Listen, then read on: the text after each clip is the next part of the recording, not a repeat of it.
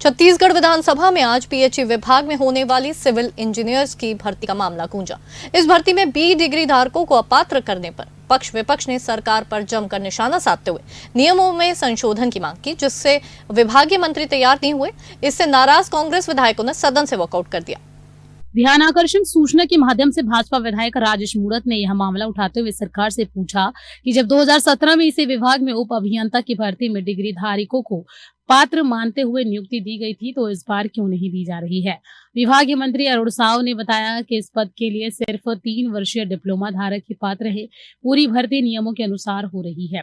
हर विभाग अपनी जरूरत के हिसाब से भर्तियां करता है। चर्चा में भाग लेते हुए नेता प्रतिपक्ष डॉक्टर चरणदास महंत ने ऐसे ही एक मामले में डिग्री धारकों के पक्ष में आए फैसले का हवाला देते हुए मंत्री से पूछा कि क्या वह सुप्रीम कोर्ट के आदेश का पालन करेंगे।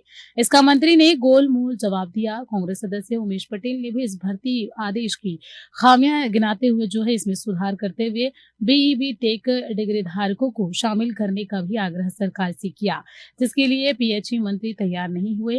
इससे असंतुष्ट होकर कांग्रेस विधायकों ने सदन की कार्रवाई से वॉकआउट कर दिया। सामान्यतः पीएचई विभाग के अंदर सब इंजीनियर की भर्ती में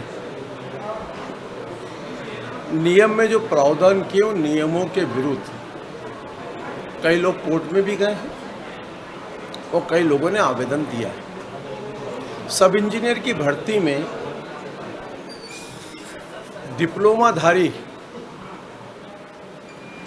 को प्राथमिकता दी गई, लेकिन इस प्रदेश में कई ऐसे हजारों लोग हैं जो बीई किए हुए, एमटेक किए हुए हैं, वो उस भर्ती प्रक्रिया से वंचित हो रहे हैं। शासन का ध्यान आकर्षित करने के लिए आज पीएचई विभाग के मंत्री उप मुख्यमंत्री अरुण साव जी का ध्यान इसलिए और आकर्षित किया है कि 2016 और 17 में जो नियम बने उस समय पीडब्ल्यूडी ने भी भर्ती की थी अपनी।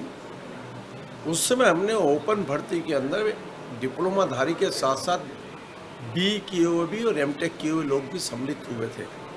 पीएचई विभाग ने एक भर्ती जेई की भर्ती निकाली है।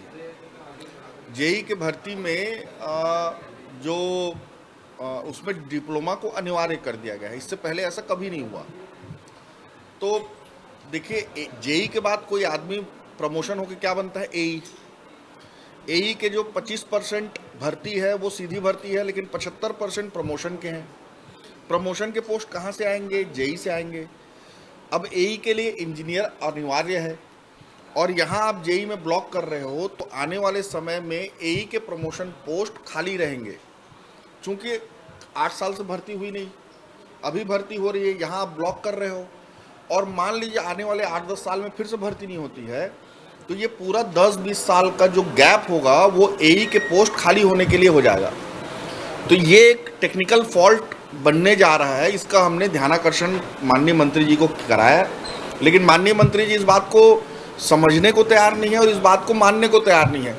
और जैसा कि उमेश पटेल ने सवाल उठाया था कि आपको असिस्टेंट इंजीनियर में जाके बी की डिग्री आवश्यक है, तो तब तक के लिए अगर आप भर्ती नहीं करेंगे तो आपको 5 से 10 साल का जो बीच का अंतर मिल जाता है, उसमें आप कैसे करेंगे। अभी तो कह रहे हैं भर्ती करेंगे, देखते हैं कर पाते हैं कि नहीं। आज लोक स्वास्थ्य यांत्रिकी विभाग द्वारा उप अभियंता के पद पर जो विज्ञापन निकाला गया है, उसमें प्रावधानित शैक्षणिक योग्यता को लेकर आज एक ध्यान आकर्षण प्रस्ताव वरिष्ठ सदस्य राजेश मूणत जी ने, डॉक्टर चरणदास महंत जी ने लगाया था और उनका कहना था कि जो डिग्रीधारी इंजीनियर्स हैं उनको भी इस विज्ञापन में मौका मिलना चाहिए। विभाग की ओर से मैंने जवाब प्रस्तुत किया। जवाब में स्पष्ट रूप से सदन के समक्ष बताया कि 1977 से लोक स्वास्थ्य यांत्रिकी विभाग के जो भर्ती नियम है, अराजपत्रित भर्ती नियम, उस भर्ती नियम में प्रारंभ से ही उप अभियंता के लिए जो आवश्यक शैक्षणिक योग्यता है वो डिप्लोमाधारी इंजीनियर्स के लिए है और भर्ती नियम के अनुरूप भी विज्ञापन निकाला गया है।